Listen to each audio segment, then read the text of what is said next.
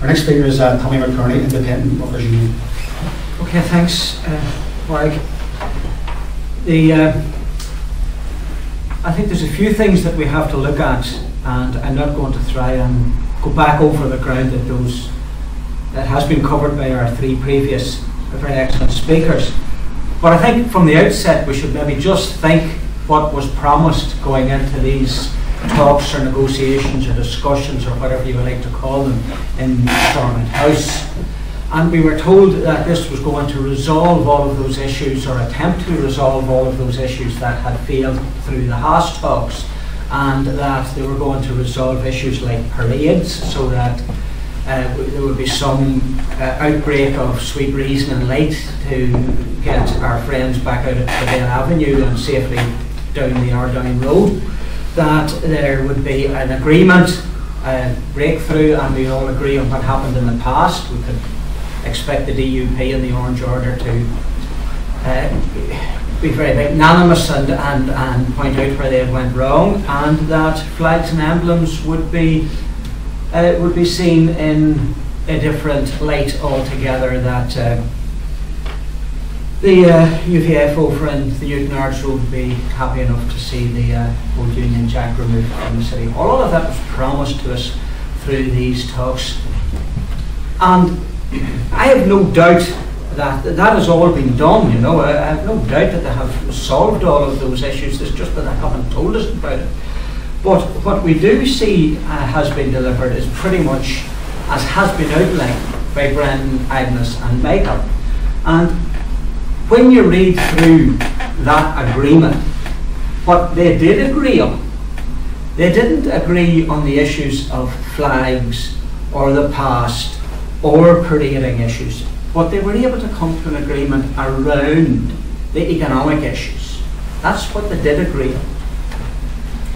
And it is every bit as ruthless and depressing and as vicious as our three previous speakers have told us about. And it is not something that has happened by accident. This effectively, make no mistake, was the intention from day one. And when you see that what has been described as a payday loan, because originally, keep in mind, if you like, the chronological order or the choreographing of this Stormont House agreement. You might remember when Cameron came in from England, and we had the McKearney come down from Dublin, and remember they spent a day and both of them went home at 5 o'clock. Like, make no mistake what was happening. Cameron come along and he set his demands down on the table and he said, this is what you'll take. And the boys and girls around the table here from Stormont puffed and puffed, didn't know what to do, and Cameron said, okay, probably about lunchtime, he said, I go home at 5, and away he went. And he left the word that if you don't come up with an agreement or accept the conditions, what we might do is the worst possible scenario for the people up in Stormont. We might close that place down. And there'd be all those jobs up there with all the perks and privileges and all the expense accounts and all that goes with it. We'd all go. So the next time they come back, there's an agreement. Not on flags, parades, or the emblems, but around economic issues. And of the amount that was promised, that 2 billion, originally you remember Cameron offered them 1 billion.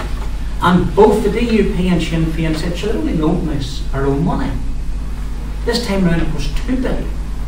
And they thought this was an improvement. So they were allowed to borrow 2 billion of their own money. And when you go through it, it's when you go through it that you see the full import of it. Now, I'm not going to go back through all of what Brentnall and Agnes has talked about, but of that 2 billion, 700 million, 35% of that 2 billion has been set aside for what is, and you've got to admire these people that sit in the consultancy and administrative and advertising offices and come up with euphemisms. It's for an exit policy, an exit package. Getting sacked. You know, you call it like, you know, it's pretty much what it is, you're getting sacked. So an exit policy is a new name, so it's a euphemism for getting sacked, showing the road. So 700,000, 35% of that is to lay people off. Now, who they've been laying off, for the most part, will probably be from the public sector. And there has been, if you follow the course of the last 5 to 10 years, there has been a very concerted and definite, distinct effort made to draw, if you like, an antagonism between people working in the public sector and people working in the private sector. And instead of looking to where the real cause lies, you blame your mate down the road or your neighbour across the street. And you go through all the range of options, and you see the Sun and the Star and the Daily Express and those programmes to which Michael has referred, the spongers and the scroungers and the welfare cheats and all of these people. And then you have those people who are taking our money, and then you have the foreigners, of course. That's another good target for your anger. And then, of course, there's the public sector. Do you know what that civil servant's getting? Do you know what that school teacher, you know what that nurse is getting? I know what you're getting. So this is, and just looking through this, document, just something come up here when I'm thinking of Agnes talking about her centre being closed. The government also recognises the importance of social schemes, such as you, but believes that these are best funded through the resource budget protected by the flexibilities it has allowed elsewhere. In other words, the savings made from the introduction of the voluntary exit scheme.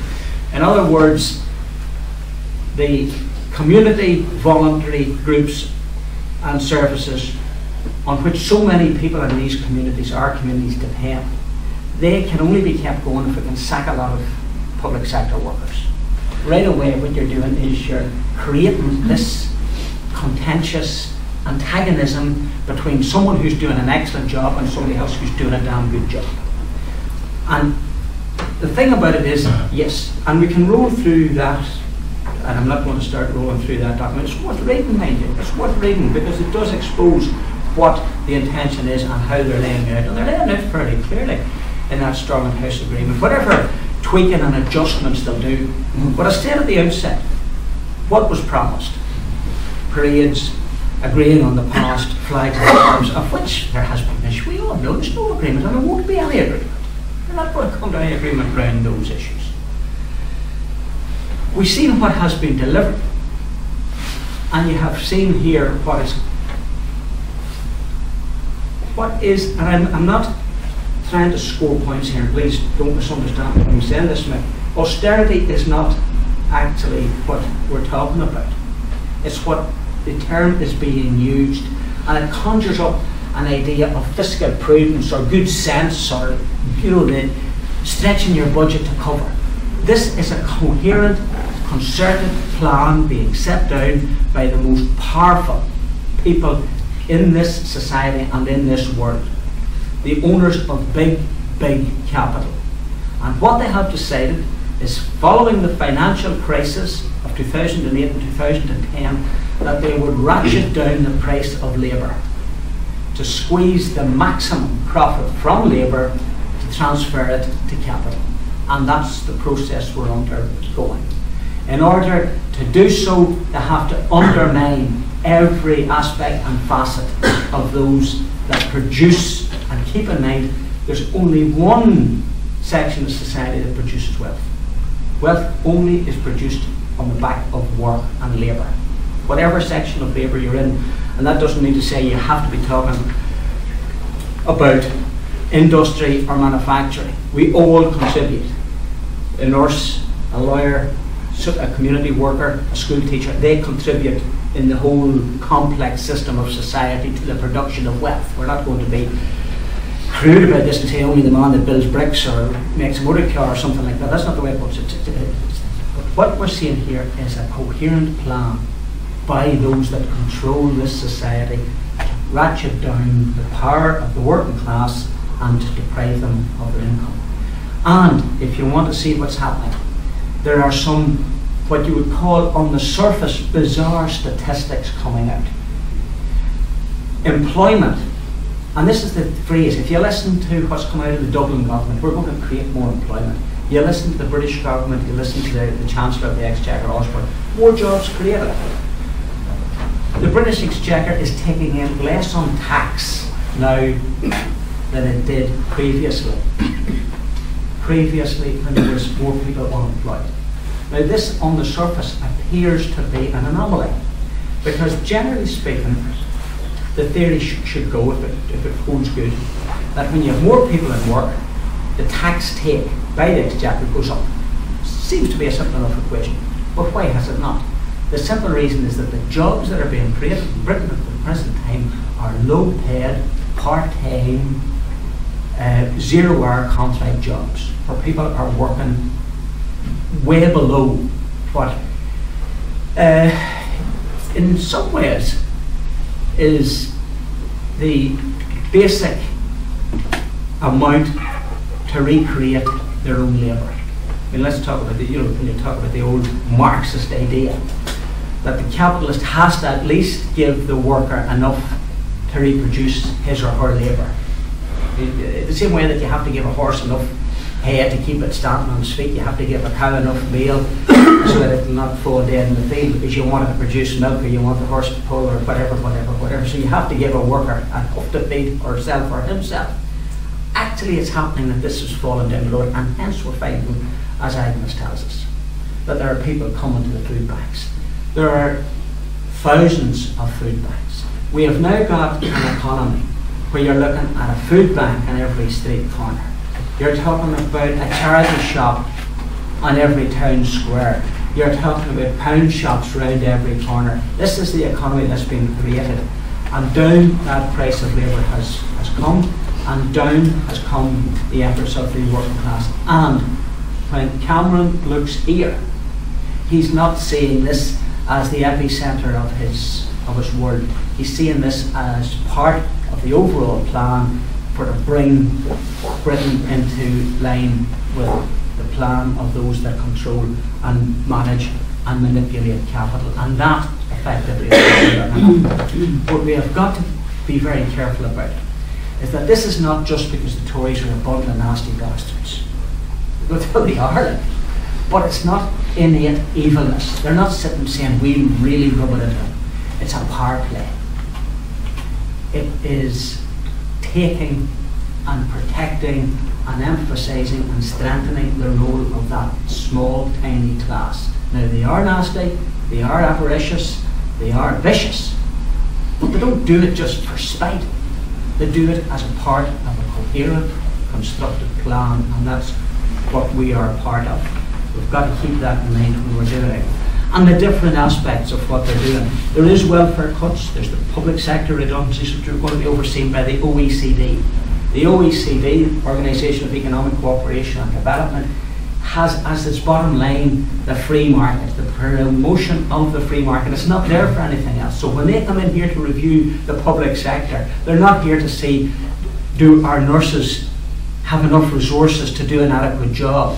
Do our school teachers have enough time to prepare for their students' lessons tomorrow morning? Do we have enough people dealing with the welfare requests to ensure that that old woman of 80 is looked after, has heat and food and rent? Not at all. They're in here cut and cut with the objective bringing down the public sector so that in terms of the benchmark it goes down and down, undoing the power of labour. What they call sweating the assets by selling the public sector's assets, selling off Belfast Harbour, selling off the airports, selling off any damn thing they can get to sell, all to be sold off. Thatcher called it sweating the assets. It's Thatcher and her people.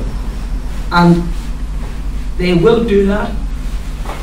And of course, as Brentnall has talked about, the concept of the corporation tax. Reduce corporation tax. Arlene Foster wants to bring it down to 10%. It's 12.5% in the south. Arlene wants to bring it down to 10.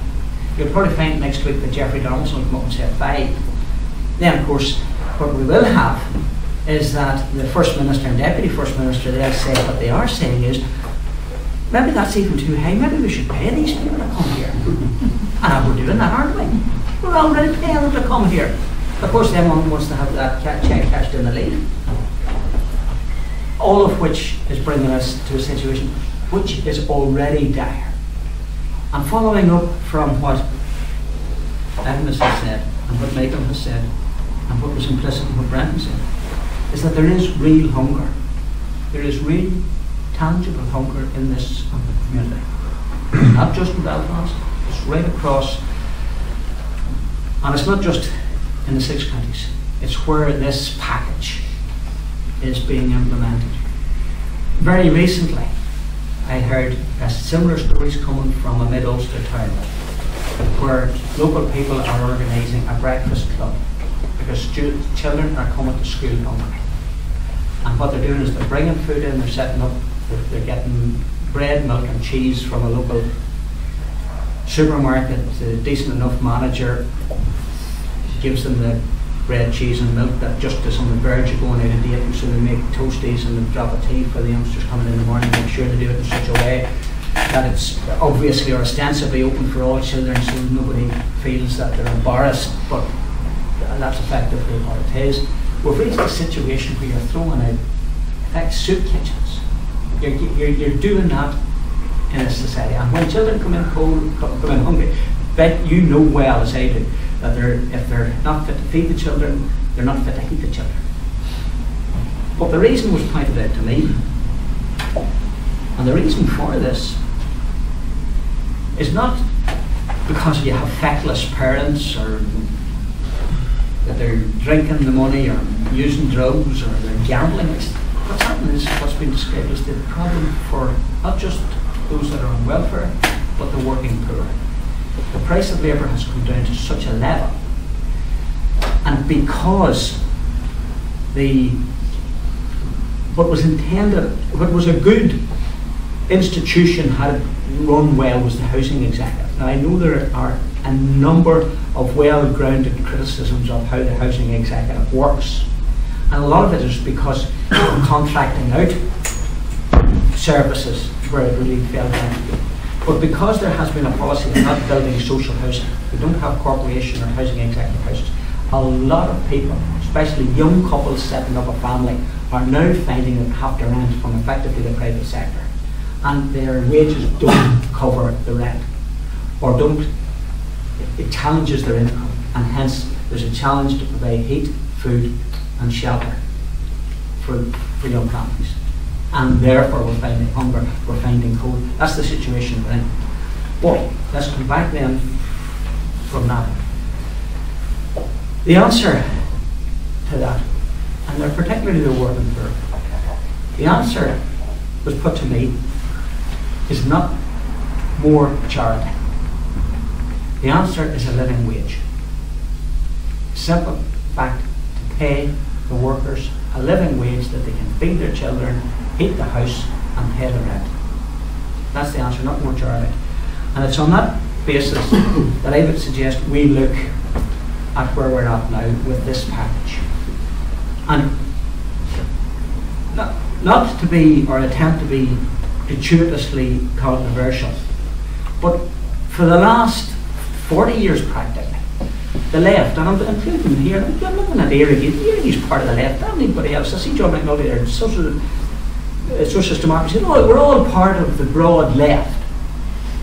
We've been defending on the back foot, trying to roll back to protect ourselves from the attack of Thatcherism, Reaganism, neoliberalism. Don't close the hospital, don't close the school, don't cut the welfare, please don't hit me, please don't hit me, please don't hit me. We have, now, for the most part, we've had no option. But what we have lost is the ability to take the class forward. And this, I would suggest, is where we start and need to look at this. We can analyse and examine, and credit to Paddy McCotter and the party for doing this, for credit is due for organising this. And we should analyse it, and we must analyse it, and we have to analyse where we are. But we've got to use that as the platform from which to go forward. Because we can complain all we like, we can pick at their offices, we can write letters to the Irish News, we can whine and cry, but we're still on the back foot. Let's take this forward if we can. Now, there is the issue of a living wage. I'm just throwing out one possibility. what we need to do is how perhaps would we issue and argue that. Now, I think tonight isn't the night to go through the entrails of how we might argue the case for a living wage. But let me put it this way. Brent is right. The Congress of Trade Unions has been tardy in coming up with an analysis of this. But let's be grateful for small mercies. Today they have put forward their analysis, and it's critical. It might be useful to challenge NIC a victory, to campaign not just for a campaign of information. They're talking about a series of information meetings, which is good. Congratulations to them and fair play to them, well done, just as it is well done to the Éirígí comments. But let's go forward and challenge for the NIC a victory to support a campaign, say for a living wage. Because keep this in mind, that Stormont can claim that they don't have fiscal authority. That's one of the get out of jail. Been out of jail a good while now, but that's one of their escape routes. We don't have fiscal authority. They're not looking for it actually with any serious intent, you would say. But they do actually have authority over employment legislation. So you could demand of the trade union movement to ask for changes and improvements in employment legislation. And you could ask your local MLA or councillor or whatever you have, what are you doing about it? Why are we not doing it? And it would conceivably allow us to go forward on the offensive, to carry the campaign into their field rather than us being, please don't, let's prepare, let's run a defensive campaign. To do so, I think we've got to then, and I will be winding up here shortly, we've got to just look at our resources and how we can do it. And engage with those that are liable to support us, or that we could probably draw into a support basis for us. There's no point bitching about somebody else they're not doing. Let's engage with them. I've just done a quick list here of say just possible improvements. We're sitting here, a meeting organised by Éirígí. There is, within a couple of 100 yards, maybe, or certainly half a mile of this office, like with representatives of the Socialist Workers' Party, of Socialist Democracy, of the Communist Party, of the Socialist Party, the Political Network for Unity, the IRSP. I mean, that's not, there are others. Now, we've all got our differences with each one of those, and we can all find all sorts of problems, and we can sigh and gasp and give out all night about what they have done and what they might do and what they mightn't do and all sorts of things. But within reason, they're all people we can talk to and engage with. We can go and see NIC a victim and ask them. There's no point just sitting back and criticising Nick too. I mean, we can do that again, we can do that all day, and we can do it very comfortably and comprehensively. But that's the next. Let's see, can we support Victor? Can we look to influence their branches? I think that's where we've got to look, and let's go, rather than just plead the defensive. And we have agencies and organisations, we have where it's needed, those that are defending the weak, Michael and his office, those that are advising the weak, Agnes in her office. But we're not saying to do away with that, but let's look for the opportunity here to go in the offensive and look for where we can strike a blow and force these people to start to give and let's offer a viable alternative where we can, and if we can do that, we can hopefully bring something that's missing here, and that's confidence. There's a serious confidence in working people, and it's both within a hate these terms that you have to use in this part of the world, but like we're talking, you can call them Catholic, Protestant, nationalist, the whole thing. I hate this above all else is the term nationalist. But all working class people here, there's a serious lack of confidence. We don't believe we can take this on and run our own affairs. We've got to get that confidence back, and we've got to get a few victories, and that's what I would suggest is where we look next, because this is an issue that has exposed the absolute failure of this northern state, the absolute failure of it to deliver.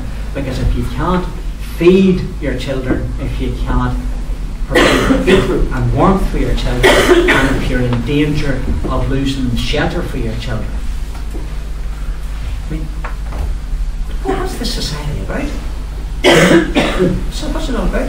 An absolute and abject failure. So we need to get that confidence and leave Stormont where it is. David, we could put a big. There's lots of expertise in this part of the world of building big fences. We could build a big fence around them and keep them there. Throw loads of bread or something over to them every now and again. They'll do us no harm if we isolate them like a play. You keep them sitting up there in Castlereagh and do them no harm. And let's get on with the business of running this society as decent, civilised human beings should. Right? But